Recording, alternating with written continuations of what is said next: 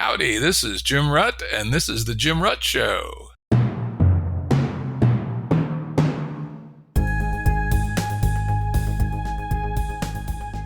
Listeners have asked us to provide pointers to some of the resources we talk about on the show. We now have links to books and articles referenced in recent podcasts that are available on our website. We also offer full transcripts. Go to jimruttshow.com. That's jimruttshow.com. Today's guest is Peter Wang.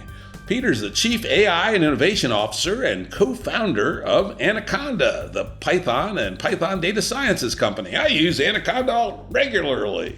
Peter leads Anaconda's AI incubator, which focuses on advancing core Python technologies and developing new frontiers in open source AI and machine learning, especially in the areas of edge computing, data privacy, and decentralized computing. Cool shit. Welcome, Peter. Thank you. Thanks for having me, Jim. Always a pleasure to chat with you about just about anything, actually. Peter and I chat very regularly about all kinds of crazy shit. It's actually one of the highlights of my week when we get together for our little chat and try to figure out. In fact, on my calendar it says, Peter and Jim try to make sense of the world or something like that. It's a fairly open-ended topic. Yeah, indeed. Back when I was a baby podcaster and didn't know what the hell I was doing, in episode 16, Peter came on. We talked about the distributed internet. Peter's been a huge supporter and catalyst, actually, for the distributed internet, things like Blue Sky he's been involved with. And then back in Current 092, we talked about the meaning crisis and consequentiality, whatever the fuck that is. But anyway, it was an extremely interesting conversation. So if you want to hear more from Peter, check out those episodes. As usual, links to those and everything we talk about will be on the episode page at jimruttshow.com. Yeah, those were some fun conversations. Yeah. It feels like a lifetime ago. I mean, they're still recent topics, right? They're very important and relevant. Absolutely. Yeah, talk about seemingly a lifetime ago. That's, I think, the framing for our conversation today.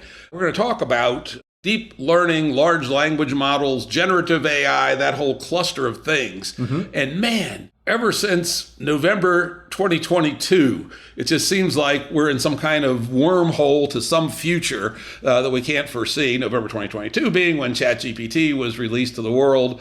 And instead of it being something only nerds knew about, nerdy normal people also started learning about this stuff, right? And it seemed like we're again in yet another step up on this exponential in the last few months. Just like every time I turn around, there's a new product or a new paper or a whole new way of looking at things, and it's fucking nuts. Is that your sense of things too? Yeah, it's like I call the moment the chattening, right? When ChatGPT was released, because even though I've been tracking things like I've been tracking deep learning for a long time, but then when GANs came out, generative adversarial networks, and some of the early work showing some kind of multimodal sort of learning things that was pretty stunning to see what a deep neural net could do. And GPT coming out, before ChatGPT, and I don't know how many of your listeners may know this, but GPT's first came, GPT-3, that was actually a big deal for a lot of nerds in the space. But ChatGPT is when it broke into, I would say, the public consciousness, right? And then it's all anyone could talk about. And it was interesting that they had built that chat interface with the human, sort of the instruct data set on top of GPT. That was really just a demo thing. There was they'd been building the GPT technology. It had been available as an API for a long time. People were building cool things around this and companies around it. But when they made it accessible with the chat interface is when people really realized, holy crap. And even me, I played with GPT a little bit, but then when it came to ChatGPT and realizing, I think to some extent, the amount that was compressed into it and what it could do and what that chat interface could do, just a simple chat interface. So that, yes, since November, it has just been November 22. It has been nonstop. We're only 2 years in, and yet it does feel like a lifetime ago. But even in that, there has been sort of periods of lots of activity, and then periods of relative calm, and then so on and so forth. Now I think we're entering a phase where people are really looking at the post-transformer and the one-shot predict the next token architecture. We're really looking at workflows and more complicated architectures at the inference time, and looking at alternative structures besides transformers. So I think we're going through a natural sort of evolutionary little transition, but I think the hits are going to keep coming. It's kind of amazing to see what's happening right now. By the way, listeners may recall that I've occasionally said, and I think I always give attribution, that, in December 2022, 23, early 23, 24, I would often quote Peter and say, you people, you think this is really impressive? This is Kitty Hawk 1903. And man, we've come a hell of a long way in just a short period of time. And yet we're probably still before World War I, right? We're still baling wire, paper, balsa wood, stuff like that. I would actually modify that because I remember saying that this is like the Kitty Hawk moment. In a sense, I mean, at a metaphorical level, that tracks. People get that. But I actually think a more appropriate metaphor or analogy would be the Zeppelins, the great airships, the helium hydrogen airships that were produced before the Wright brothers moment. I think that the transformer model that we have, we're going to look back in 4 or 5 years and we're going to feel it is so incredibly primitive. It's like just building giant, sewing together giant canvas bags filled with hydrogen and just floating people up. But hey, it is technically heavier than air flight, right? But we hadn't gotten propellers. There was no concept of the aileron or, rudder and yaw and pitch control. There's none of that. There's just, we throw a bunch of tokens, we inflate these GPU clusters with tons of tokens, and we get some kind of conceptual lift out of it. How does that happen? We have no idea. What does it imply for human cognition and human intelligence?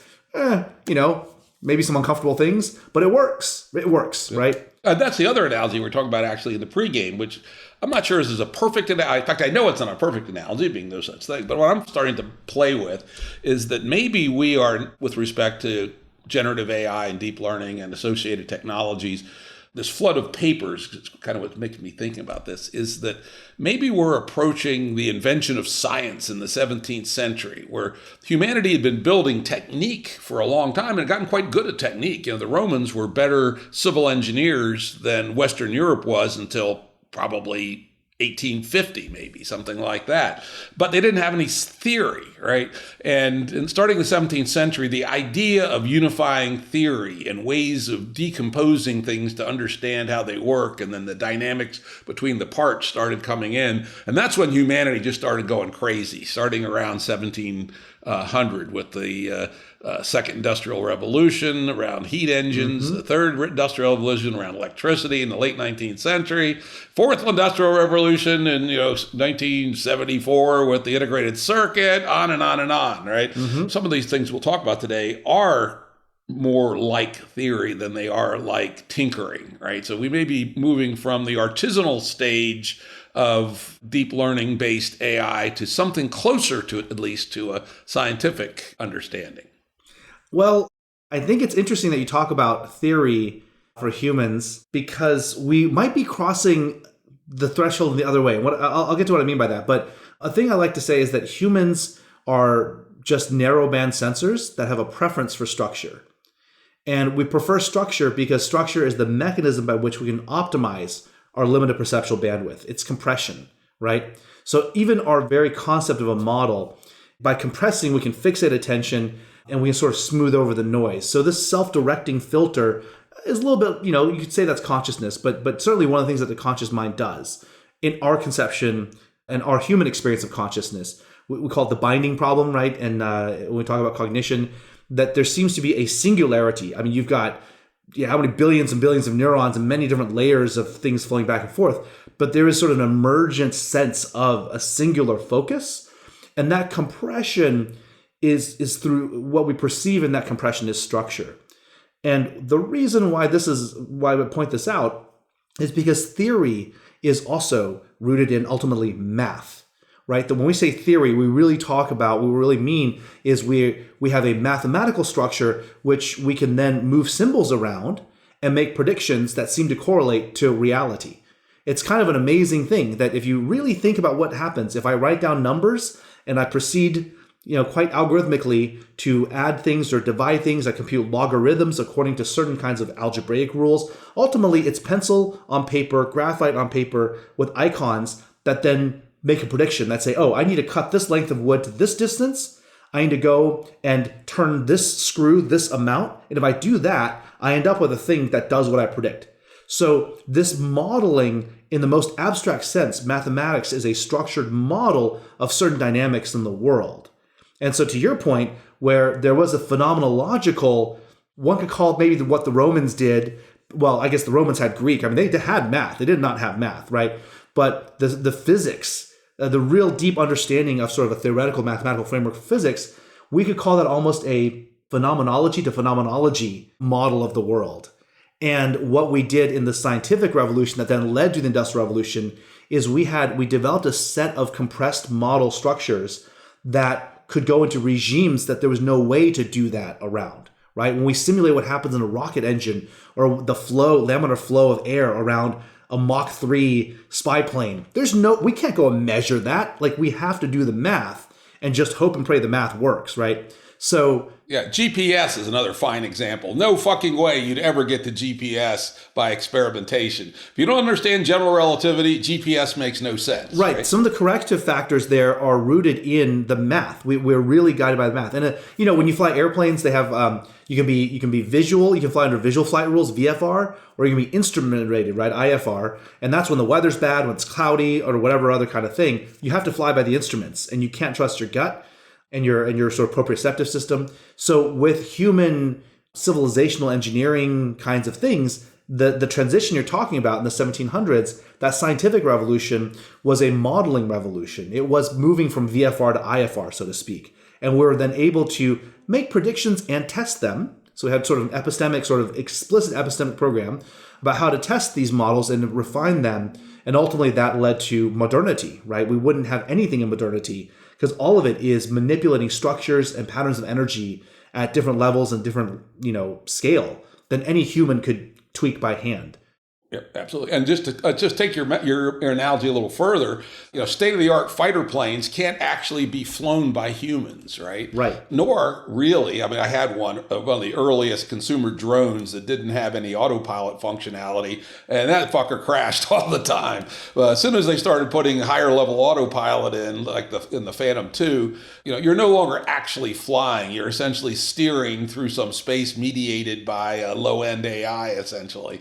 So that's like a third step from VFR, IFR, and what they now call fly-by-wire. For instance, the F-22 cannot be flown by a human being. Well, the F-16 famously was designed to be aerodynamically unstable, and you had to have, that was and that's from 40 years ago, right? It had to have a flight computer because it's aerodynamically unstable. And now it's just impossible. At F-22, even the best pilot in the world couldn't even keep the thing in the air for 5 seconds, probably. It's just so unstable because it gets some great benefits. Expect that. I want to put a little thing in here that we can then, I want to set jump and then so we can long jump back to this thing, okay?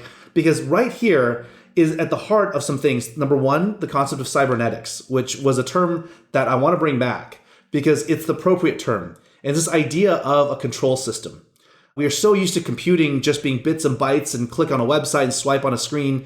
But actually the origins of computing, modern computing, was when people were trying to build control systems and what they call cybernetic systems that were able to do an explicit sensor, sense the world, make some predictions, move some stuff, actuators, take some act, and then reevaluate. Did that act then land in the world the way I thought it would, and then run this loop? Yeah, basically a computational OODA loop. It is a computational OODA loop, right? And it started, if you look at the first, some of the papers by Norbert Wiener and whatnot, they're all talking about, anti-aircraft gun systems. How do we contract this? Or stabilizing the main gun of an Iowa-class battleship, right? And how do we put all these things in so that the rolling of the waves and the wind and all these things all get canceled out so that when this thing fires, it hits the targeting computers, were all what computers were about. So anyway, the word cybernetic is important. It's really important because because we're headed into a world where we have to actually, as humans, come to terms with the idea that we are in a cybernetic reality. And there's a lot of people who stand to profit by pretending, by selling to others a vision that we're not. But actually, the reality is we are living in a cybernetic reality, and it's running ahead of us, and it could run away from us. And so even the term, I love the fact that you brought up that that's called fly-by-wire. That term is a pleasant fiction to make the pilot feel good about him or herself. That, I yank a wire and the plane does what I want it to do, right? Whereas actually, a lot of these, the advanced fighter jets, they will detect when the pilot's blacked out, and the autopilot will then, cruise for a while the pilot gets consciousness back. And that has saved many, many a pilot, right? So the idea that it's a wire is a pleasant fiction to coddle the human narrative that we're in the driver's seat. And so as we build more and more of these, it's one thing to be in an airplane and black out, or to see an airplane can't stay stable in the air. Okay, that's a very visceral and accessible thing for most people. But when these information systems run ahead of us, when they are running circles around us at a cybernetic level, that then now I think starts really pushing into the space that, so many of the people who are scared of AGI are trying to make, doom, like create all these doomers about AGI destroying humanity. That sort of veers into those territories, right? And so I think the only real thing we can do right now that's both of intellectual integrity, but that's also I think the right moral thing to do, is to make as many people as aware and conscientious as possible, to elevate the discourse where we're actually talking about the real things and not just yelling at each other, fighting some bullshit culture war. So I think that for me is why I want to call out things like this and say, this is the reality of it, that even our planes don't fly themselves, even though we fly the planes in a loose sense, right? But the new systems we're building, all of these things are things that exceed the human ability to process through stuff through our narrowband sensors. So anyway, just want to call that out. Let's do one more meta leap even further afield, and then we'll pop back to what we were actually going to talk about. This is classic Jim and Peter, man. We just go we just jump around. The most interesting cognitive science paper I've read in a couple of years came out quite recently, December 17th. So it was just a couple of days ago. I just got the full text yesterday. It's called The Unbearable Slowness of Being. Why do we live at 10 bits per second? Ah, yes. 10 bits per second. And essentially, this is what you were pointing to, which is this filter band in consciousness is, even though we're perceiving through our skin and our gut and our eyes and our ears about 1 billion bits per second, it's actually more than we thought. We used to think it was a few 100 million. Now we know it's about 1 billion. And yet the fluctuations in our consciousness are at 10 bits, right? 10 bits! That's astounding. And then the connection I made yesterday when I was reading this paper is, this goes back to theory. The difference between a person who understands theory and a person who does not use theory, and by the way, lots of people don't use much theory in their lives, right, is that the so-called concept of they have hierarchical complexity, right? If I can only process 10 bits worth of, let's say, thinking, if my chunks of thinking are much more highly structured and carry much more information, then we can actually do a lot more effective thinking with our 10 bits. For instance, when I use the word complexity, it has unbelievable nuance, history, to the left, to the right, up, down. It's this giant thing, but it's actually only a few bits worth of actual information, probably in my brain, because it's pretty salient, 4 bits maybe, something like that. Well, if one of my redneck buddies said something's complex, he means it's complicated, basically, and not much more than that. And so when I'm processing a thought and saying, I'm going to put on the complexity lens, just spent 4 bits, 5 bits, suddenly it produces this huge change in my ability to make sense of the world, even though I'm constrained by my 10 bits per second. So I love that you brought this up, because this has both nothing and everything to do with what we want to talk about today, right? Exactly. I would say, and I recognize this, it's a bit rich for me to, the paper came from 2 folks at Caltech, a very prestigious institution. They don't mess around at Caltech. But I would say that this paper, in a sense, it's in the wrong frame. So if I were feeling spicy, it's what physicists would say is not even wrong. It's in the wrong frame, right? Because I will tell you that the framing of 10 bits per second, I understand the question they're getting at. In a sense, they're not wrong, because if we were to go and ask, just sort of scanning the thing here of like, if I give you a binary choice, right, and I ask you a question or whatever, you can only really go through at a certain speed and make some binary decisions and pop these things off. And I would say, well, every binary decision is 1 bit. And if you can only do, 10 of them or whatever, then that's what it is, right? Or I can do 20 questions in so much time. But this is, I would say, not even wrong, because it is a mischaracterization, or it's using the wrong paradigm to measure information. And this is the part that you're already speaking to, right? The construction of the experiment limits how much information can come out of the human, right? Because it's only binary encoding A or B choices. But if you were to go and ask someone who is like in charge of a large army, right? And you think about Operation Overlord, okay, and the D-Day invasion.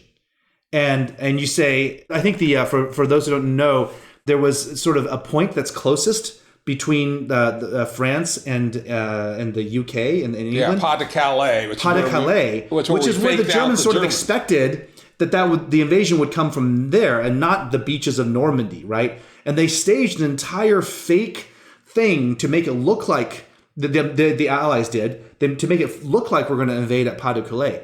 But one bit, if you were to go and actually ask Churchill even, like, hey, is the invasion going to happen at Calais? Or if A is Calais, if 0 is Calais and 1 is Normandy, give me one bit. Well, is that only one bit of information, or is there a whole stack of information behind that one bit, right? Both. Both. This is the key. Both. This is the key, yes. Somebody made a decision, and it was probably Eisenhower, that we're going to put a non-trivial investment in building this fake army of rubber tanks, and they even took basically it was a disciplinary measure because he'd fucked up. They put Patton in charge of it, who was the scariest general, right? And so the Germans were, Patton, he's running around up here, near Dover, and it's got to be there, right? But so obviously a huge amount of cascades of small bit operations, tree structured out to produce this phenomena. But at the end of the day, Eisenhower decided yes or no on the fake in Pas de Calais. Well, so yes, I mean, you're right, but where I was going to go with this was to sort of harken back to or call back to Gregory Bateson's definition of information as a difference that makes a difference. So it's always a subjective measure. And I think this is where I say that the unbearable slowness paper is sort of not even wrong. And I mean that in a very polite sense, that the paradigmatic frame it's choosing to walk through is too limited for the general sort of thing we're talking about here, right? Yes, it is good to ask about the binding, but hold on a second, because the fundamental thing is when you talk about the measure of information, right? When you're talking about the measure of information, you cannot say that a yes or no from Eisenhower is only one bit of information. If you already have all this context, then yes, it's only one bit of information, right? If I take the entirety, and this is actually my argument. Remember, I asked sometime during this year, we talked about the issue of copyright and LLMs, right? And so if I were to take a pile of images and I were to train an LLM or train a diffusion model with those images, and then on the other side, I give it the right prompt and it's able to produce a piece of art very much in the style of an artist whose images were in the data set. And we were to say, well, that's LLMs, that's fair use because they're just training on this data. But what's the difference materially between that and me taking a zip compressor and compressing with a password all of these different pieces of art and having a giant tarball, a giant zip file of all this art, and then simply saying, well, the prompt is, and then the prompt is just this password, and out comes a piece of art, right? So the idea of, this is where structure, compression, information, all these things are deeply intertwined in that if we get confused very quickly if we think of information as a static thing and not as a relationship of information transfer, of sort of the ability of one thing to be more salient than something else. And just like sort of temperature or heat is a relative measure between two things like that. So anyway, I got to go one level more meta because this is like hugely important and it's exactly on target. And this is the distinction between, let's call it Shannon information and Bateson information. Let's take it back to our invasion of Germany. Yes, a zillion bits were processed in creating the fake army, right? But there was only one bit of information that the Germans needed. Was this fake or not, right? So Shannon, one bit sent across, right? Bateson, because the context of what all that meant was something that was built into Germans and their study of war and Clausewitz and, gigantic hierarchical stack that senior German officers had to evaluate that one bit. But if they'd gotten the one bit that said, it's fake, a huge other cascade of bits may be gated, but at 10 bits per second propagating outward through humans, because that's all the humans can process. So you both are correct. And this is the distinction between information in context and raw information transmission. It's actually a shame that Shannon's theory was called information, because it really should be communications. I don't think he tried to misrepresent that work at all. I mean, for him, it was the name unfortunately stuck, and right. it confused people. But it actually turns out that it's kind of right too. So you got to look at both. You got to look at the transmission rate because. Anyway, so this was fun. This was classic Jim and Peter meta conversation. Let's now go back to the first topic we agreed we want to chat about. And this is one that Peter brought to my attention, though he does not claim to be the author of it.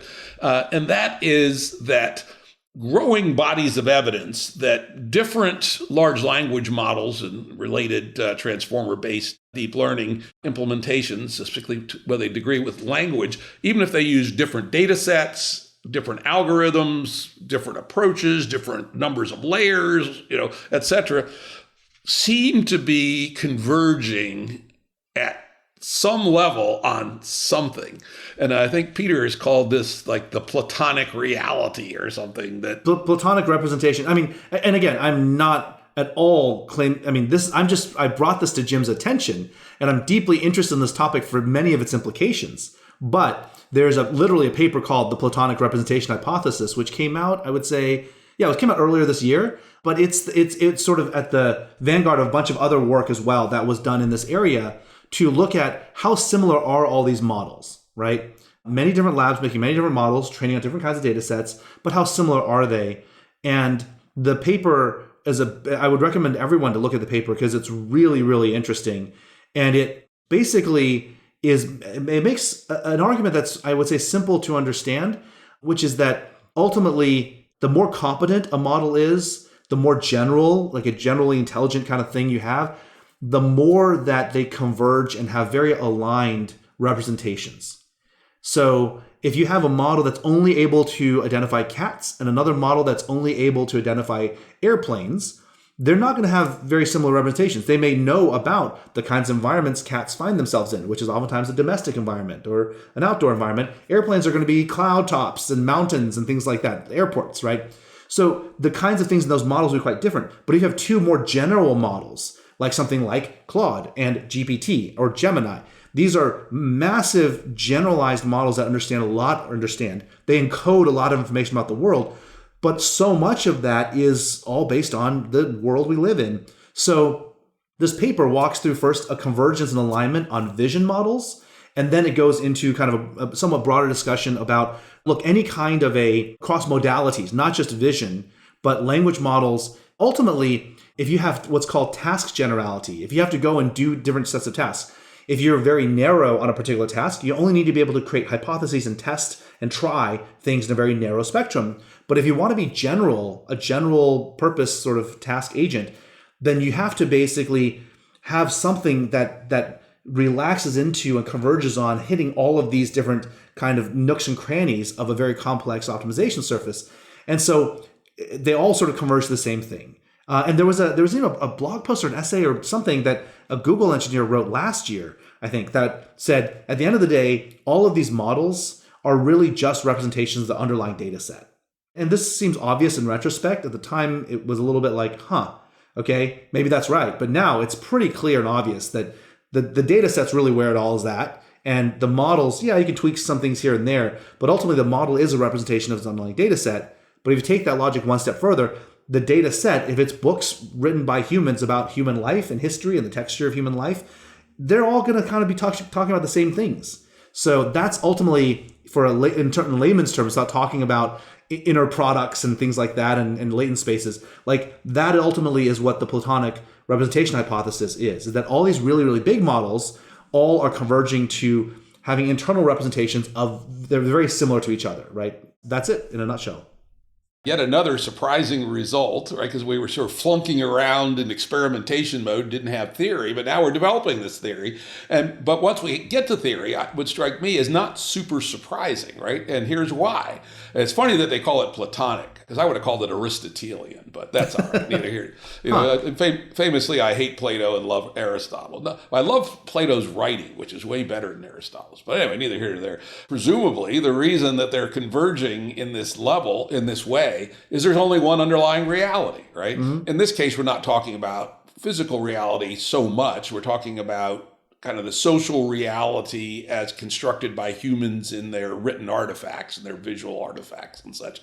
So when you step back and say, all right, these tools are ways of playing the language game to represent the reality that is in the data sets. And as the data, and to your point earlier about cats versus dinosaurs or whatever, as the data sets get more general and come pretty damn close to being statistical samples of everything about humanity, it would be actually surprising if they didn't converge. This is a little bit of the conceit that we have now, just 2 years out, right, from the chattening moment, where we can say, well, obviously these things must converge. Where 2 years ago, we're like, what the hell is this thing even do? How does a matrix multiply generate Shakespeare? Like, what? What the hell? Right? What the hell? And now it's like, well, obviously these should be converged. I'm not trying to call you out or make fun of you. I'm just sort of saying, just to kind of check where we're at in this progression. Yeah, right? This is moving towards science from fiddle fucking. We're starting to see through the black box. Yeah.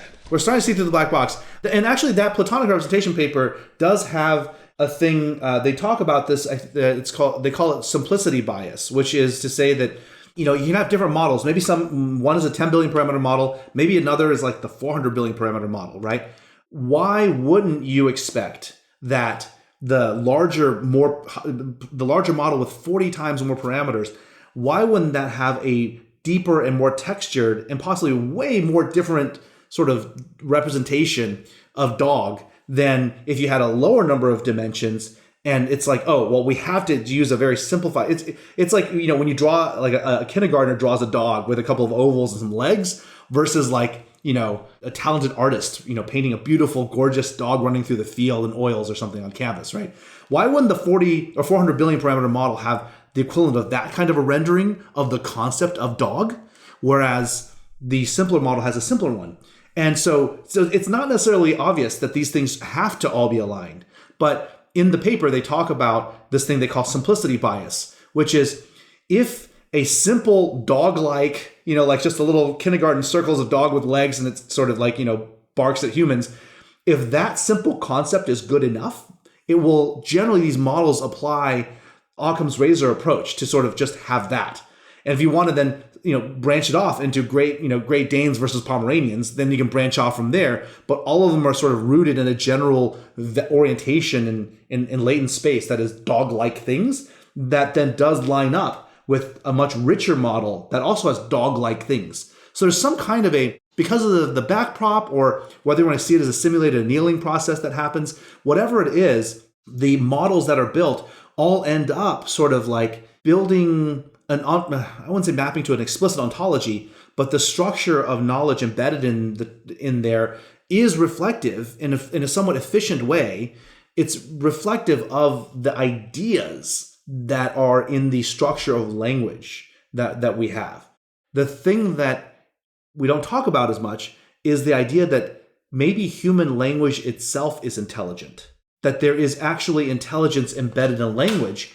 And as we become linguistic processors and we learn language, we feel we become intelligent, but actually we're just manifesting to some extent the music already in the notes, right? That there's a thing that people don't talk about very much, but I think there's something to be said about all the ways we can encode human experience and lifetimes in a durable way across millennia. We chose different kinds of language systems that have grammar, that have vocabulary. There's concept of nouns and adjectives and verbs and pronouns and all these things across many languages. And so the idea that language itself is actually the Platonic artifact and is the generator of intelligence for human brains, that's something I don't see so much coming out of these kinds of papers, but it's something I think about. Well, that's actually interesting. I don't know if you've ever stumbled across the work of Daniel Everett.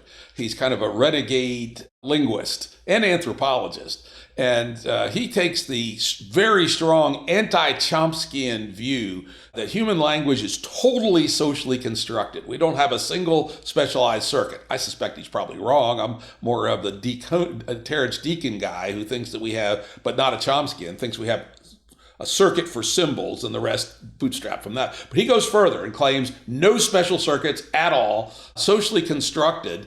his idea, even though he doesn't state it the way you just did, is congruent with what you just said, which is the superpowers of humans comes from our ability to somehow build all this knowledge into our languages that's useful and hence, and is Darwinian, right? Those who can store bigger pieces of reality in their language can outcompete those who don't. I mean, one of the most interesting things about human evolution is the very rapid growth in the size of our neocortex between, let's say, Homo erectus, who was maybe 60% bigger than a chimp, and modern humans, which is like, 5 times the size of a chimp.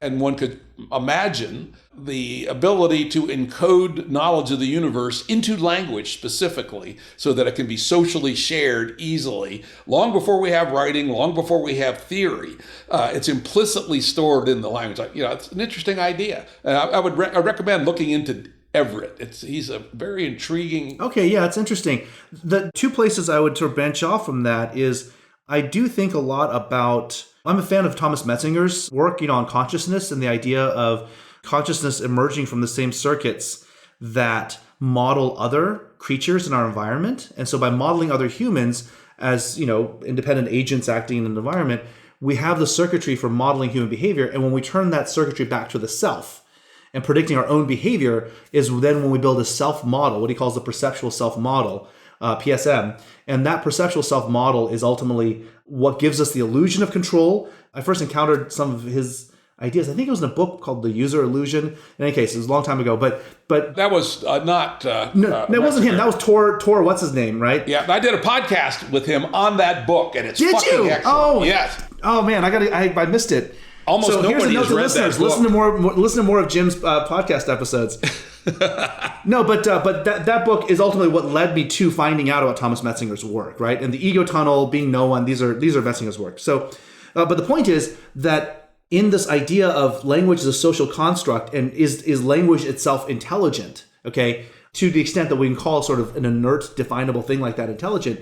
It's sort of like asking if, like, a piece of sheet music here, from Beethoven, is that musical? Well, I mean, yes and no, right? By itself doesn't sound like anything. But with it, any musician can now play music of a form that was clearly a download of Beethoven or Mozart's genius, right? So when it comes to whether or not language is intelligent, we can maybe defer that question. But certainly, language as a social construct, I think it co-creates with humans. And I was thinking about the fact that when we model other humans, one of the things that humans do, we have, why are our eyeballs white, right? We have white eyeballs. And I read a thing somewhere, I forget who it was, they were talking about the fact that for coordination and for signaling to other people where our attention was, our eyeball, tracking different things, we are sending a very strong, a very efficient and completely silent communication. So in hunting scheme, that's pretty useful. You can be totally quiet and you can point to things. Of course, you can gesture as well, but in terms of determining, helping to aid other people's self-model, or not self-model, but helping other people model the humans around them. Imagine if the humans were all zombified, where their eyeballs only stare straight, or the eerie thing that people do for movies, where they put the black contacts in there that black out their eyeballs. Why is that so eerie to us? It's because we cannot model the attention of that intelligence anymore, right? So there's a very visceral response to that. So this idea that our brains are wired for a certain modeling of other intelligences and language emerging from that dance almost, right? That's one thing. And then the second thing was, I would say there is a different kind of language that humans speak that is, I think, should be contemplated as part of this dialogue, and that is music, where we have we're hardwired to listen to certain kinds of harmonics. We identify notes. Almost everyone, you can identify an octave as sort of, it feels like the same note. There's this very innate sense that we're wired for when it comes to the ratios between notes on a scale.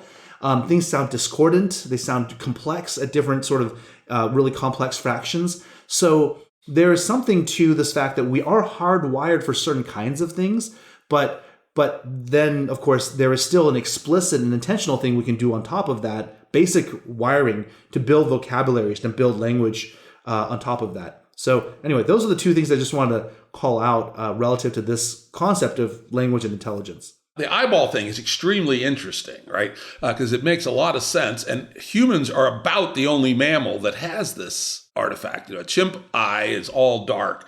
And it may be tightly linked to language because there are cooperative hunters. Think of a wolf pack, right?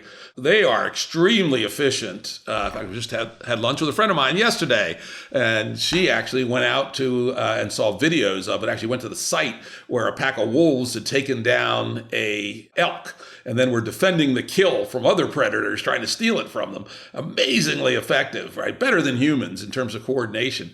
But they don't have whites in their eyes. They also don't have language. Probably not a coincidence. And the structure of how they are, I mean, animals that have appendages signal with those appendages, right? Tails. They probably use tails, the tail. Ears, right? Ears forward, dogs, ears back. Ears, yeah. I mean, dogs, horses, cats. If you ever have a horse's like ears are back at you, you get away because it's going to bite you. You know, like so every single thing that could be free to use for signaling, creatures do use it. But to have a social hunting sort of thing where you're sort of dynamically committing a lot of energy, again, back to the cybernetic thing, you're having to commit a lot of energy into this thing, and we have to make an OODA bet sort of together. In those kinds of environments, it forces, there's a Darwinian forcing function, right? That gives you advantage. Every bit of signaling you can do is advantageous. Let's move on to our next topic, but it's related to this idea of the Platonic representation, which was the extraordinarily fraught and high-stakes question about LLMs and copyright. And let's talk about it first in general, and then I'd love for you to get into your ideas on what you call ample. But let's start with the general question. Yeah, the general question, I think, as people encounter it now, is if we have an LLM and it's able to process, we train these LLMs with large amounts of data. If that data is copyrighted data, and the LLM, is the LLM a derived work, right? So in most countries in the world, people have a human authorship concept. There's a concept of human authorship. So if a human creates a piece of art, if a human writes a document, that naturally they have the right to. They have what's called copyright. Copyright is actually a statutory thing. It's created, by the government. It says that, look, you as a human being, when you created this thing, this expression of your idea, you have the right to make copies of that is a right that you can then transfer to someone else. Okay. And so no one else can do it unless you've given them the permission to do that, with a few carve-outs. And those are generally considered fair use. That's where fair use comes in. But just to get everyone on the same page and to be very, very clear, copyright emerged in like the 1600s when the printing presses became cheaper and cheaper. And so more people were able to copy things, and the really expensive printing houses that were given sort of a royal charter to mass produce works, they were starting getting squeezed, and authors were getting hosed because people were pirating their works everywhere. So there was no one was incentivized to go and produce copies and make the investment in in all the machinery and all the typeset print and all this other stuff. So copyright was created as a sort of a statutory thing where every single author just has this right, but it's a right you can trade away. You can you say, I'm going to give the copyright over this work to the publishing house, and then they can make lots of copies, and then we negotiate a business deal. And so they get paid for their investment in equipment and the distribution network, and I get paid as an author for my ideas. That's it. And that's basically the core concept of copyright. The thing I will say about copyright is that it is one of those rights that's an anti-right, but that's a mouthful. So no one calls it it's an anti-privacy right. People just call it copyright, but it's an anti-right in that it doesn't give you permission to do something. It gives you the permission to deny everyone else the ability to do something, right? So your right to bear arms, that's your right to carry a gun. Okay, we can't take the gun away from you. You have the right.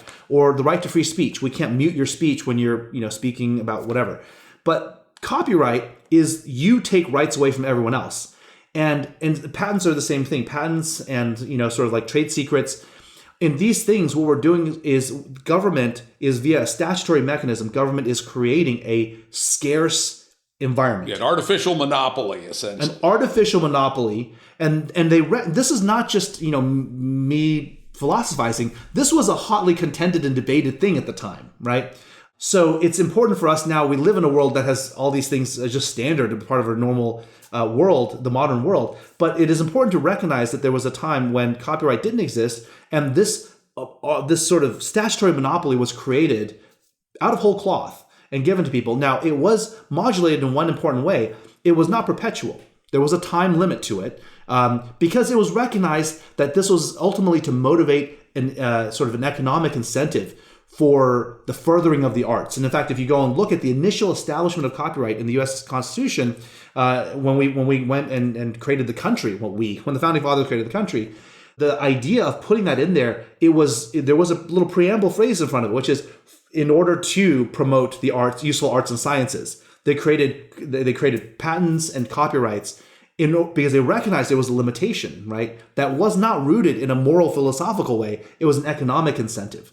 Now, the interesting thing is something much more recent that is relevant to probably many listeners of this podcast is that software itself came under question. Is software a copyrightable artifact? And this is, something that... Yeah, interestingly, I could say when I started my entrepreneurial career in 1982, the common belief was software was not copyrightable. Software copyright came into being only in 1976. And the first thing to be copyrighted, funnily enough, it wasn't a corporation that put software under copyright. It was a couple of Columbia law students who wanted to test and see is software copyrightable. And so the Copyright Act of 1976 established that software is something that's copyrightable.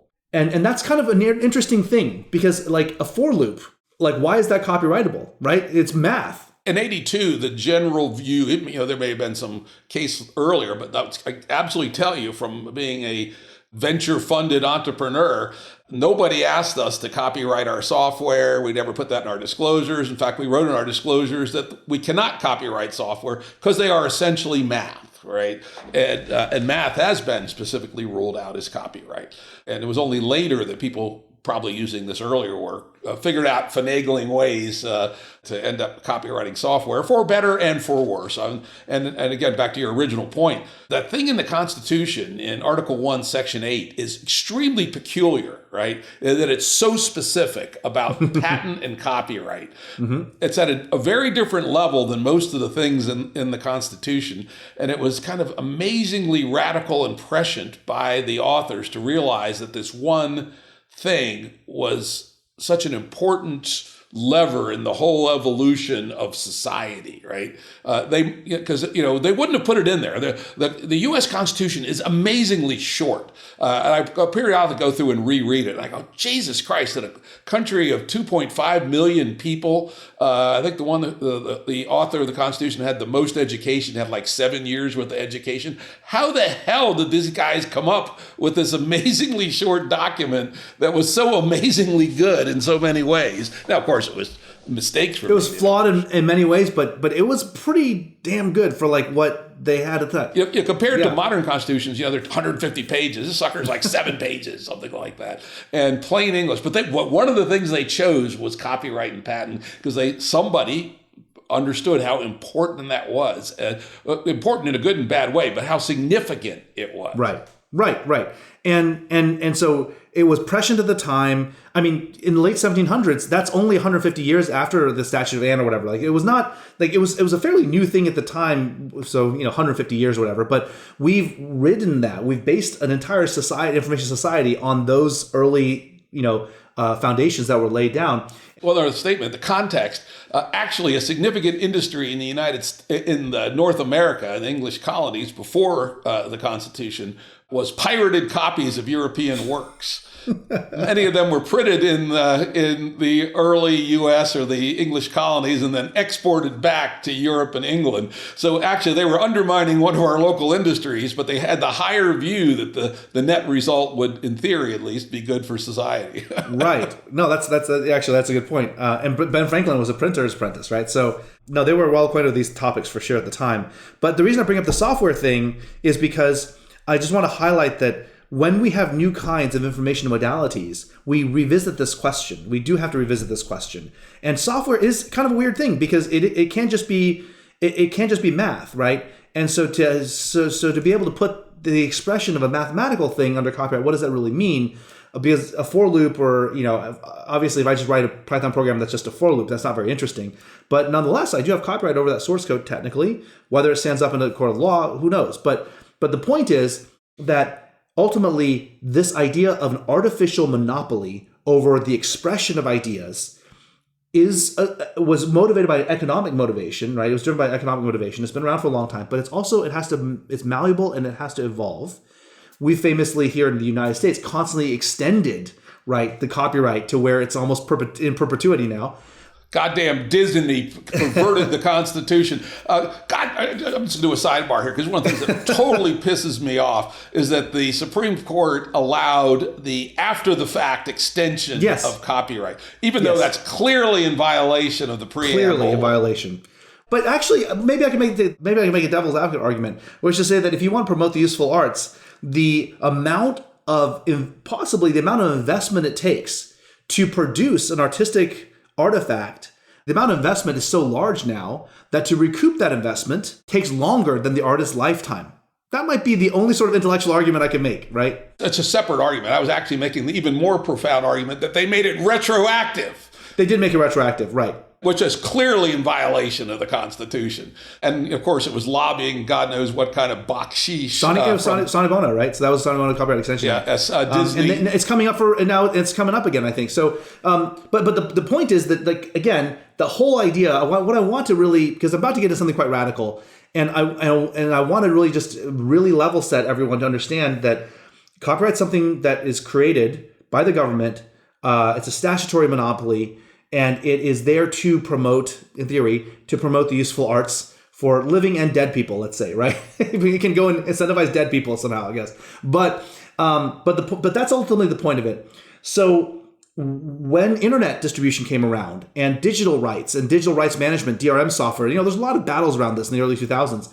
And what ended up happening was that ultimately, I think the courts and the regulators just decided that a digital copy is not that different than a physical copy, and we can put mechanisms in place to make sure that the stuff doesn't just become, just explode and everyone just pirates everything.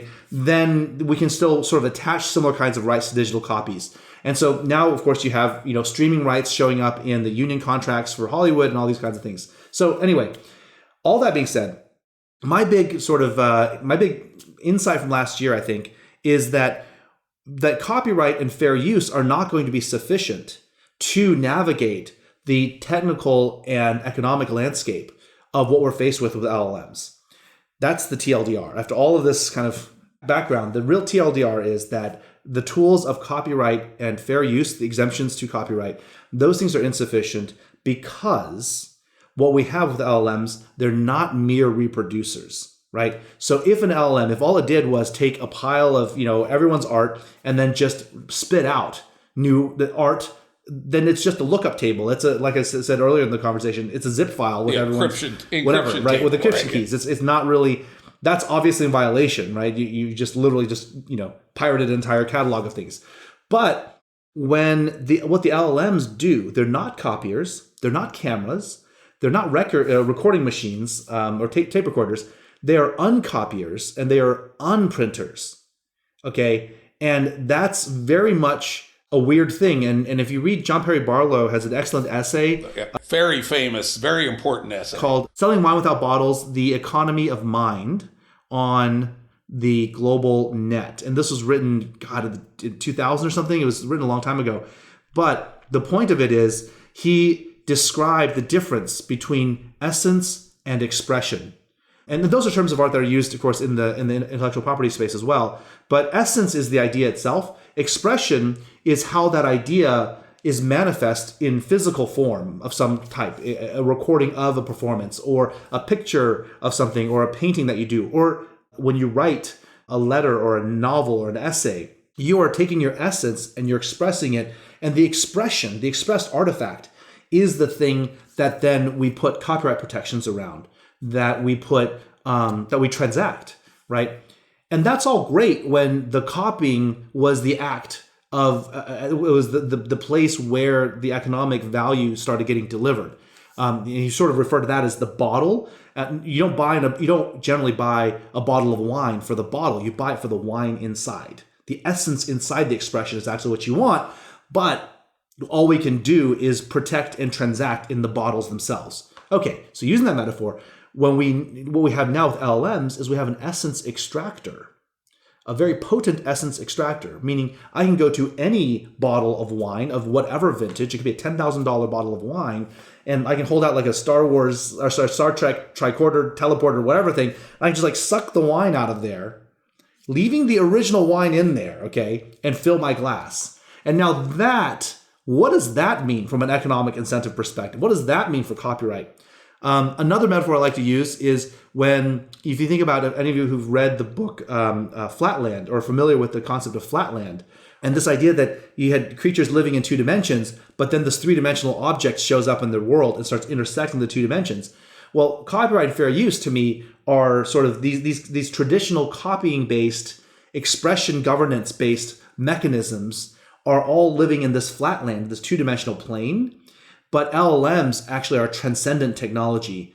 They're able to now actually reach into the higher dimensions of pure idea space, essence extractors and essence transmuters and essence re-expressors. So if you put governance boundaries and laws and legal frameworks in that 2-dimensional plane, well, this 3rd-dimensional essence extractor just lifts right out of it and just teleports the value out of your fence, right? I love that. That's really a nice analogy. And of course, it was a reason I put the topics in the order I did. This idea of Platonic extraction or Aristotelian extraction, whatever it is, where something is being extracted from the world is indeed this 3rd dimension, right?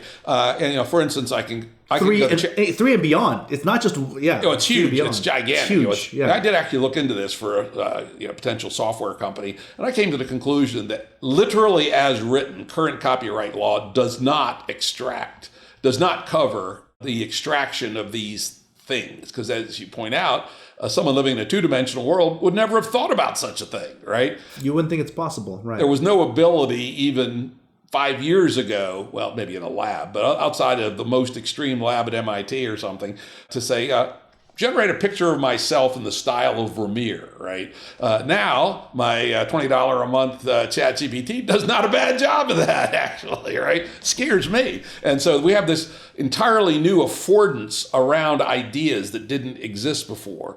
And so that society, I'll put words in your mouth, you can spit them back out if they don't fit, that society needs to make some decision about what to protect and what not to protect, or to protect nothing or to protect everything, or what the hell this new dimensionality even means. And that if we don't do anything, it basically means no protection, probably, though there's some lawsuits that still haven't landed yet. And then there's now a very high dimensional possibility space of how these things are incorporated into the economy and the legal frameworks. And I think that's the whole thing here is that many of the people who are fighting about, everything's copyrighted and you cannot train on my copyrighted materials, right?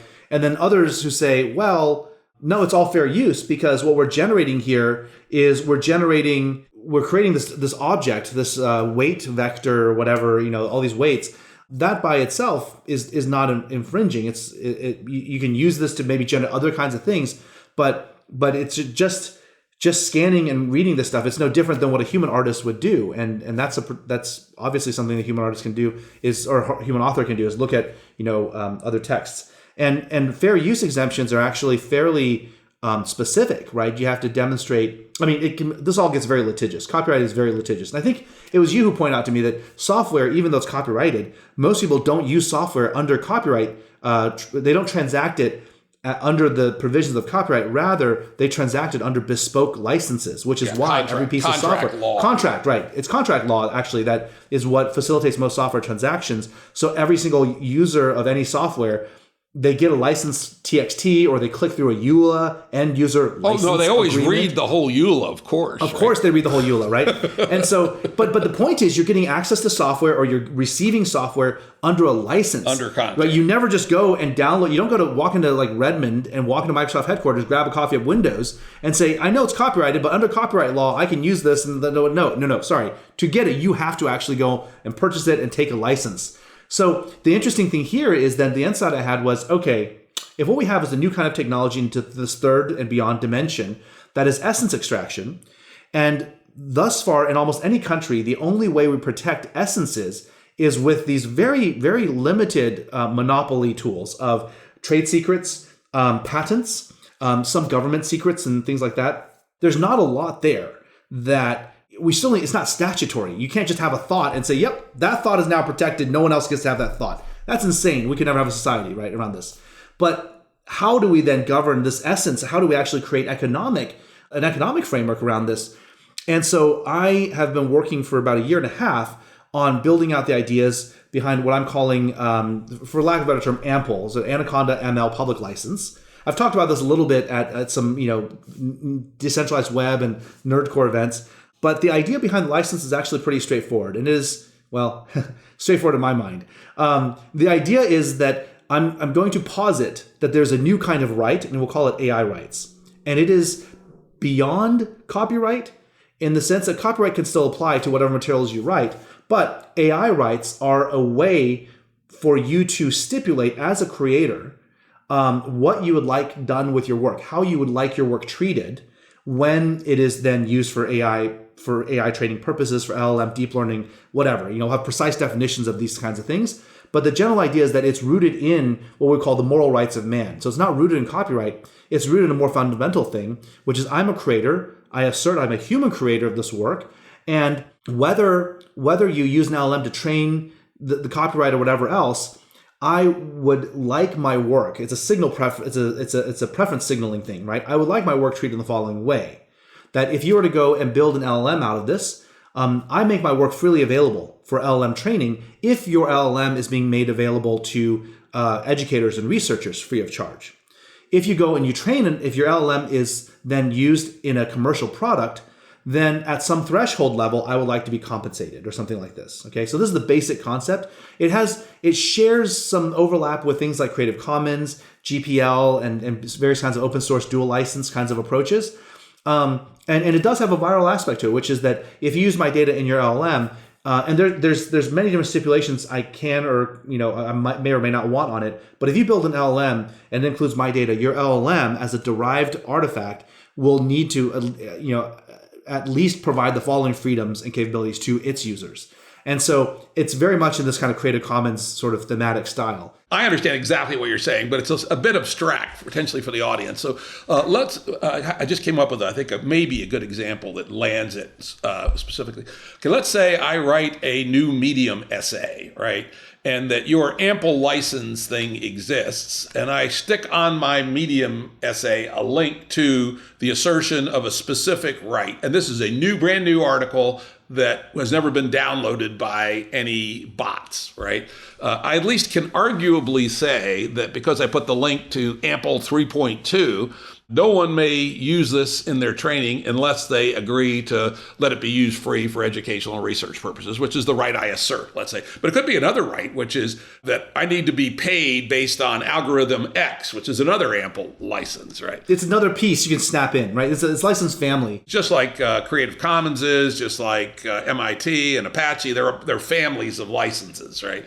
So there'd be a family out there. And so this is an important distinction, that this is a new, never been sucked down thing at the time I assert the license. Now, unfortunately, this opens a big fraught problem about all the shit that's already been processed. Do we want to give a forward-looking advantage to people who've already built models and in some way seal off new production in a way that new entrants into the marketplace don't have access to the older stuff? I don't know. There's all kinds of fraud problems. So from a strategic perspective, the way I see it is that all of the stuff that's already out there and doesn't have a license explicit declaration on it, people who use models trained on that data are basically rolling the dice. They're sort of YOLO, and we'll see what happens in the various courts of law. And I say courts plural because every jurisdiction may be different. Every country is different. Every country is different. And oddly enough, there's a game theoretic aspect to this, which is that any country that permits this is it'll be interesting, right? Because I don't know how they're going to change the Berne Convention or whatever, but there's a whole issue here, which is that the entire models can fit on a flash drive. You don't have to ship a freight, whatever, a Panamax style freight container full of GPUs. You can go and train in some country where this is legal, And then you take that USB stick and you give it to somebody else. And you're like, I don't know where those numbers came from. It's just numbers. They kind of came to me in a dream. I had a fever dream and I put all these numbers and weights into this giant NumPy array. And lo and behold, it generates a picture of, the Mickey Mouse. Who knew? So that kind of thing is where these jurisdictions, as they're ruling on this stuff, there's going to be a bit of a race and a bit of a game theoretic sort of weird dynamic there.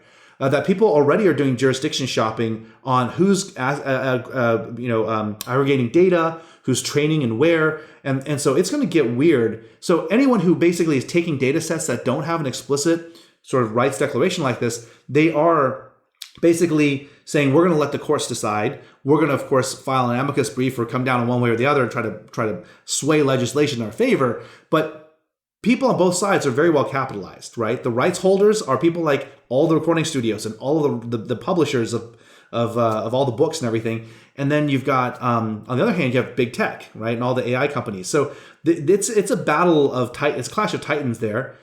But if you actually want to if you want to do what I would consider sort of a fair trade style, ethical style approach to this, you would like to probably train on data where the authors are okay with it and what you can and can't do with that data, right? Most authors, it seems like, are fine with their stuff being used for educational purposes and research purposes. They're not okay in general with their work being used to produce economically competitive artifacts to their own careers, right?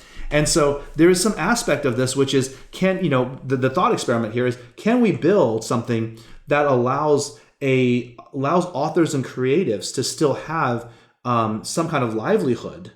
And that includes, by the way, lest the geeks listening to this are like, yeah, well, whoever, they work in Hollywood or they make movies and make music. Well, this applies to software too, right? Because every single licensed piece of every single open source software has license on it, but the authors of those artifacts have not given explicit permission for generative code based on their thing. So there's an assumption and presumption that it's okay with open source stuff, but a lot of people in tech are very much anti AI hegemony. So this is the kind of thing where it's a lot better for everyone if we gave people a tool to just signal what they want done. That's certainly much better for enterprises who want to, build chatbots and build internal RAG lookup systems and all these things. They would like to use models that they know they're not going to get sued for, because, and so this is kind of where this is all, what the motivation for this is for me. Where does it stand? If on my next Medium essay and I want to slap an ample license on it, can I do that, or is there anything equivalent to that today? So I'm starting some of the work. Part of what I've been doing over the last year is really evaluating: is this a viable thing to do? Is this meaningful? Does it matter at all? All these other kinds of things. And in talking to many different kinds of people, including lawyers, people from USPTO, people who train models at the Frontier Labs. I've talked to lots of people. My general view on this is that, yes, this is a good thing to do. And in the beginning of next year, I'm going to be starting to convene some workshops and working with people to actually get the license, kind of a first draft of license put together. And where this has come to a head actually a little bit is like on social media data, right? And we had this blow up recently on Blue Sky, where someone posted 1 million Blue Sky posts as a data set on Hugging Face. And people got super mad and flamed the guy and he had to take it down. But at the end of the day, these are public posts. They're no different than if someone posts on Reddit, right? And someone scans or scrapes the Reddit data. And so people, whether in the 2D flatland of copyright and all this other stuff, whether or not you can is, I think, a different question than how the actual humans who are writing these things or making these things and participating in these this information network, that's different than what they would like to see. And so I think we need to have this sooner rather than later. If we're going to have a successful open social network like Blue Sky is, we have to address these in a way that feels right and is, make sure the technology is in integrity with the users.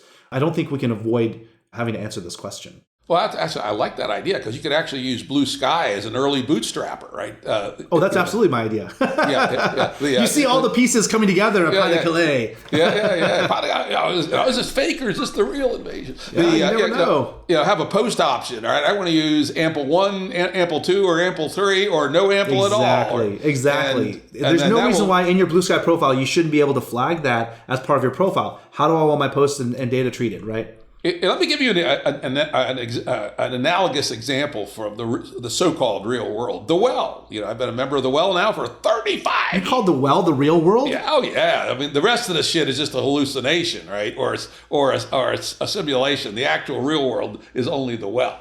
But anyway, from the very beginning, the well has had a peculiar content policy called yo-yo.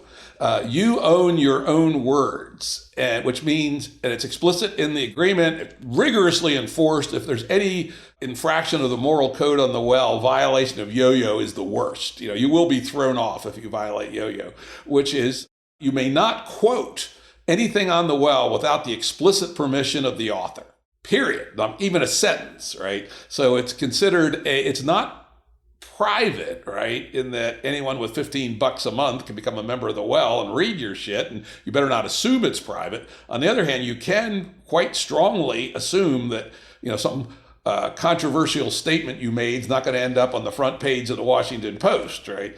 And that's it's in this little weird little world of the well, that is part of the operating system. And so you could adding this to Blue Sky is kind of analogous to that. I think we're conflating two different things, because I think like what you're describing is a digital form of Chatham House rules, right? It's part of the social architecture and the social norms and the social contract. It's actually in the written user agreements as well. Sure, that's fine. But ultimately, to what end is this? This is not so people can then sell their posts from the well. It's not an economic incentive. It is part of the social norms and behavioral norms of that online community. But it does sit on a really odd and uncomfortable thing, which I actually disagree with, I guess, or maybe not in full agreement with, which is this concept of own. And I think that is the question right now, is what does it mean to own the expression of an essence? What does it mean to transact in that ownership? And do we, and can we, and must we separate the different concepts of property, right? So if you go and look up, Wikipedia has a lovely treatment of intellectual property and all the space around it. It's a fascinating topic, which I'm sure is just dry as bones for some people, but it's very interesting to me because it quickly, you can separate out, if you really just think about it, the nature of property itself. What does it mean to own something? Well, it means you have the right to use it and derive benefit from its use. Typically it's called usufruct, USU, RFUCT. USUFRUCT, usufruct, use of fruits, right? And then there's the right to destroy it, right? There's a few of these other kinds of things, the right to say who else can derive benefit from it, which is sort of delegated from usufruct. But with information items, with information artifacts, and this goes back to John Perry Barlow and the wine and bottle stuff, they're infinite. Actually, this is sort of Jeffersonian expression, right? When I light your candle with mine, my flame doesn't diminish. And so to say someone owns a word, that's a big statement, actually. And so if at a paradigmatic level, I disagree with that as a concept, then the noble expression of the well, which is that people can speak their mind freely and engage in sort of Chatham House rules online, noble expression, but it's rooted in, I think, a somewhat broken construct, which is asserting sort of a blanket right of to deny other people the use of words. And even in our copyright, in copyright, in the United States, and pretty much, well, actually, no, some other places don't have the concept of fair use, but in the United States we have fair use. And fair use is for parody, for quoting, for other kinds of purposes. You can use parts of copyrighted material, right? And so so in any case, all this is just to say that when we come to something like Blue Sky, we have to be very clear about, is the purpose of putting something like this in place to establish norms for good behavior on a social network, or is the purpose of this to give human creators and authors agency and a way to have a say in the economic conversation on the fruit of their labor, of their intellectual labor, so to speak, right? Yeah. Although I would say that the distinction may be less black and white than you think, right? Because I would suggest that the yo-yo rule is something like moral authorship rule, right? Which, like in France, for instance, the author is considered to have moral ownership of their work, and has, even if they've given their copyright away, they still have the right to forbid, say, a song being used to promote a Nazi party or something like that. Moral rights. Yep. And so I would suggest Yo-Yo is kind of in that category. And of course, to your earlier distinction, Yo-Yo does not claim to be copyright law, because clearly I have fair use rights to quote 2 sentences from a post in the middle of an essay about something else. But Yo-Yo's a strictly contractual right, so that and the only sanction against you is you get kicked off the well, basically. Right. But because that's the only reality, that's kind of like when you die when you die in the well, you die in real life or something, right? But actually, this touches then on the other thing about this that what I got good feedback from people about this the ample concept here is also that it's not just copyright. There are many other things that LLMs and the LLM technology, the uncopier, sort of the essence extractor technology that we have now, there's many other things that it starts impinging upon and raising really deep questions. I mean, deepfakes, and obviously deepfake porn is a very controversial thing, or I guess it's not that controversial. Most people are against deepfake porn, right? But the idea of using deepfakes to generate synthetic versions of human likeness, now you're not hitting copyright barriers. You're hitting, and you're just steamrolling over likeness rights and right of publicity and unjust enrichment and all these kinds of things, which are not actually statutory at the federal level in the United States. They're in states, so it's a state by state basis. There's some differences here. And then there are other industries which are threatened in a different way. So, for instance, someone who was in voice acting, and didn't you have someone on your podcast at some point who was a voice actor? I thought I remember, or maybe I remember this from someone else. But no, you're an LLM. You're hallucinating, dude. I'm hallucinating now, right? But there was, but this person, I was listening to them. They were at a workshop, I guess maybe, and they were talking about when they sign away their rights to their work. Voice actors are not actually.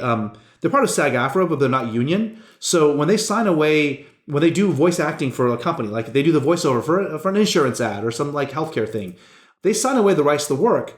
But have they signed away their biometric rights, right? If you're a voice actor and you do the voiceover for a lot of these things, that company who bought your voice for that, can they train LLM on your voice and do a 90% can somebody else train, or can somebody else, right? Yeah, what was the thing about Microsoft? Some big company had a voice for one of their AI thingies that sounded a whole lot like one of the actors, female actors, and she sued, and they took it down. She sued. So, she didn't sue. She just raised the Twitter shitstorm, as I recall. She did, right? And that was Scarlett Johansson. Scarlett Johansson. Scarlett Johansson. But the interesting thing is that the ChatGPT 4.0 release, the voice they used in that apparently sounded a lot like the vice president of the Voice Actor Guild. And so if you're in the voice acting business, you learn to recognize your colleagues by their voices. And so apparently after the 4.0 release, the ChatGPT 4.0 release, she started getting calls from friends saying like, is that your voice on there? Did you do this with them? And so this is a thing, right? That if I'm a voice actor, does every single gig I get essentially reduce my future ability to get work? And if that's actually what we're going to sign up for as a society, as an economy, what other things are we giving up, right? Because again, for the most part, some of these things, it's Hollywood, it's actors, creatives, artists, singer-songwriters that have been raising the biggest stink about this. But when GPT coding gets good enough, you're going to see a lot of very well compensated Silicon Valley software engineers start to realize, oh crap, this is the other end of the stick of consequences, right?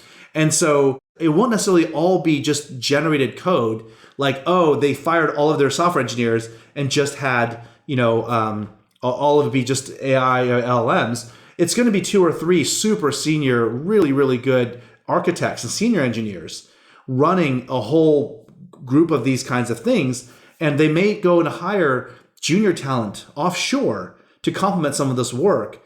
And so essentially, it may not be a complete removal of humans in software engineering, but it will be a massive compression on salaries for software engineers and for DevOps people and for people who are good at slinging YAML scripts to orchestrate infrastructure. I mean, anyone who is in information work, this is something that's going to hit your industry.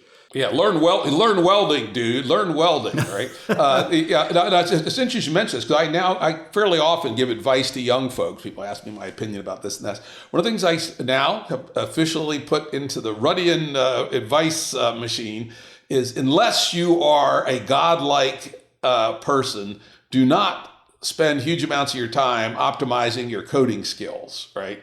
Say in 1995, when I was hiring software engineers and coders at a very high rate, man, if you were better than the other dude, man, I'd hire you in a heartbeat. I divide them up to A, B's, and C's, and even A pluses. And if you were an A plus, I'd hire you on the fucking spot and pay you almost anything you wanted. But maybe the A pluses still have a big economic lift, but the A minuses and the B's, I never knowingly hired a C. That was one of my rules. Their economic value may be a lot less. And the other one, I've also, I'll give myself credit for being maybe one of the first people to point this out, is that I've been predicting, and I actually did it myself on one of my projects, is I believe there'll be a turn towards liberal arts people for doing prompt engineering, because the language of language is language, right? And who's good with language but literature majors, writing majors, and above all else, analytical philosophers, right? So if I were doing a LLM intensive startup project, I would have a one brilliant architect, a couple of Python hackers, and two or three philosophers who I got from Starbucks when I went in there one day. I said, dude, you kind of look like a philosopher with that little goatee of yours and your kind of Bulgarian knockoff tweed jacket. How would you like to become a prompt engineer at twice what they're paying you at Starbucks? Right? It's a good thing that HR is in the room with us right now, Jim. But I agree with the gist of what you're saying, which is that the ability to use language and express yourself clearly in human language, and to have analytical thinking and systems thinking, the combination of those things is going to be the most powerful thing. But this is where I think it's not just if you're good with words. It's actually what makes, I think, in my experience with these tools, what makes me as a senior software engineer kind of background, what makes me most powerful is that I can already think about what are the areas where I can direct this somewhat limited technology, amazing but limited technology. What are the areas I can meaningfully direct it to build something that I can then go and check and then do the next thing and do the next thing. So knowing where to put the cut lines of modularity, that this is a pragmatism wisdom that comes from many scars. For now, prediction, come back in 3 years. And we're already seeing these agent frameworks for coding, right? Yes. And they're very, very good. They're very good even now. It is going to get shockingly good, especially I think in 3 years' time, where the other side of it is going to change. The runtimes, what is a language? Thanks, by the way, for a wonderful explication of this ample thing. And this is significant. I mean, this could be a forcing function to force the world to deal with the fact that we no longer live in flatland, basically, right? And what the end results are, who knows? But we'll see. I'm gonna argue that it has to be statutory. That case law cannot project from 2 dimensions to n dimensions. So there's got to be statutes, which unfortunately means bet on the intellectual property lobby. Those motherfuckers. They're the strongest lobby on Capitol Hill, stronger than Israel, and they don't leave any footprints. So just some thoughts. So the last thing, this is something you and I have talked about on and off for a couple of years since Kitty Hawk, is the distinction between the giant frontier models and specialty models, right? And I happen to have some personal hands-on experience in the last month or so with one of those trade-offs, which is being a half-ass programmer, not a Peter Wang level software dude, but someone who likes to write software for cool shit that I like to do. And I only do it from time to time, so my fingers don't remember all the weird shit about language syntaxes unless until I've been doing it for a couple of months. I definitely depend heavily on AI to help me write software. It makes me at least 3 times faster, maybe 5 times faster. Anyway, I read about a new model called Qwen 2.5 Instruct that was supposedly a really state-of-the-art model for doing coding, and 32 gigabytes of parameters, so pretty small. It would fit on a big PC. Wait, 32 billion parameters or 32 gigabytes quantized? 32 billion. You said gigabytes. I think it was 32 billion parameters, I believe. So 32B model, as they call it. That's parameters, 32B model. And so I tried it out on my 3 test coding projects, and it was every bit as good as GPT 4.0. Every bit as good. Maybe slightly better on the more prosaic stuff, like create a website using Flask to do X, Y, and Z, right? Very good. But then I tried it on my first probe question on general knowledge, which is, who is Jim Rutt? It turns out a perfect probe question, because I'm pretty fucking obscure in the world at large, right? You go to your Kroger shop parking lot and stop 100 people, ask them who's Jim Rutt. Not a single person will have a fucking clue. But nonetheless, there are hundreds of thousands of people in the world who probably know who I am. So I use myself as a very good probe. Things like ChatGPT 4.0, these days, it's about 99% correct when it answers. The Quinn was a hilarious total fabrication. Books I not written, speeches I hadn't given. It was the old school, and none of them were implausible, right? They're the kind of books I might have written, the kind of speeches I might have given, and the companies I might have started, but they were just fucking hallucinations. So essentially could be really excellent in one domain and just complete horseshit in another. Just a quick statement. But the thing we've been talking about is that, particularly in business, there's a lot of people who are skeptical about pushing their data out to OpenAI. Who the hell knows what happens there? And the idea of cheaper, faster, on-premises even models. Like, for instance, Quinn, you can run on a big PC, as I understand. So give me your thoughts about where the world, what this dynamic competition is between gigantic frontier models in the trillion parameter range and amazingly capable specialty models like Quinn. I think it seems to me like for many of the kinds of purposes that we have been putting LLMs to, the smaller models are showing themselves to be pretty much good enough. Now, that being said, the general architecture of transformers and the stochastic parrot guess the next token nature of them means that we still end up with a lot of these things like the hallucinations you're talking about and other kinds of things where we have to engineer a lot of guardrails around them. So evaluations are very important.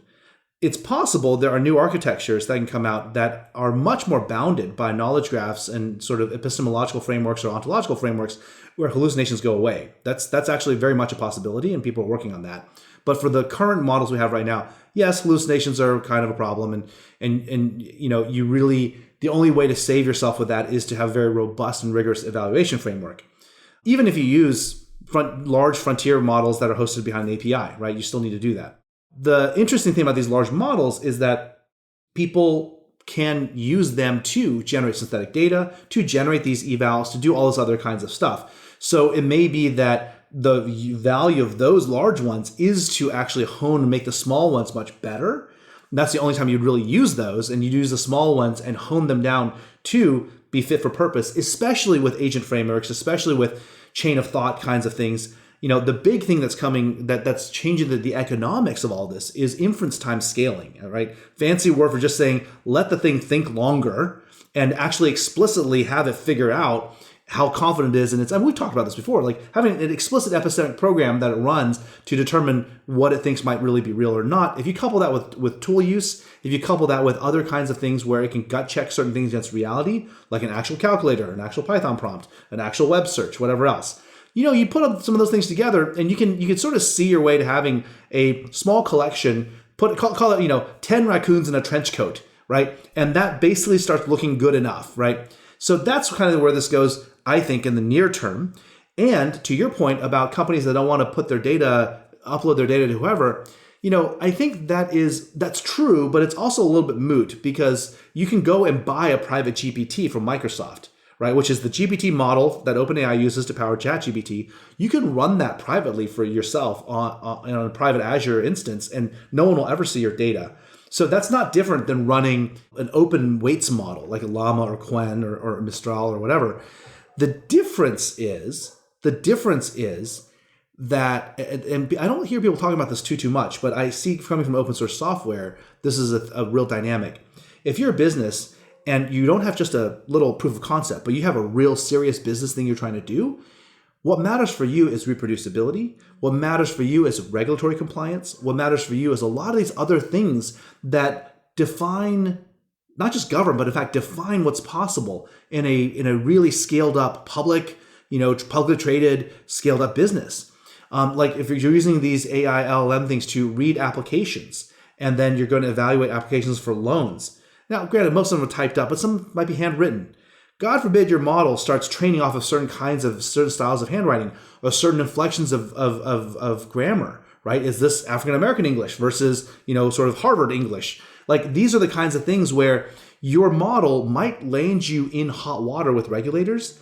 And what you're going to need is the ability to go back in time and say, nope, at this point in time, we use this model this way. And you know what? We made a decision on this loan or this mortgage application on the basis of these factors. And we now, 5 years down the road, we can use more advanced tools to interrogate this model to determine its bias. And we say, yeah, actually, it wasn't doing anything untoward there. Or the opposite might happen, right? So the ability to actually control your own destiny when it comes to the information systems you build around LLMs, that is for me, the single biggest argument. Because what you see all the time is people saying, hey, they update the model. Oh, they change something. They tweak the system prompt. Every fucking day they do it. They change it every day. It changes, right? And that for me, just underscores the fact that this stuff is not really prime time yet for really serious applications. Because as soon as you get to really serious applications, people who don't give a rip about technology are breathing down your necks saying, show me why that happened.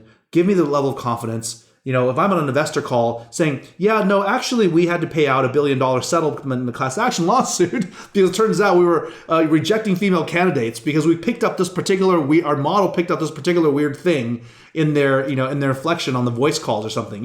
God forbid you do something like that. Anyway, this is a long spiel, but this is why you want your own models. This is why you want small models, why you want on-prem models that you can then put your own evaluations on. And if I end on one final note, I would say that to me right now, in this first era of AI post-chattening, it's been all about models. Now it's evolving to being about data. I think as we evolve all this towards cybernetic systems, it's going to become much more about data and then the evaluation frameworks. The eval frameworks are actually going to be the thing that separates this first phase of a lot of POC, like AI proof of concept work, to actual robust enterprise-grade deployed cybernetic systems. It's going to be the eval frameworks. So I'm just going to call it. All right, that makes a lot of sense to me. All right, Peter, this has been hilariously good. This has been a wonderful conversation. Thank you very much for coming on the Jim Rutt Show and sharing your wit and wisdom about what the hell's going on in the world. Thank you so much for having me. Audio production and editing by Andrew Blevins Productions. Music by Tom Muller at modernspacemusic.com.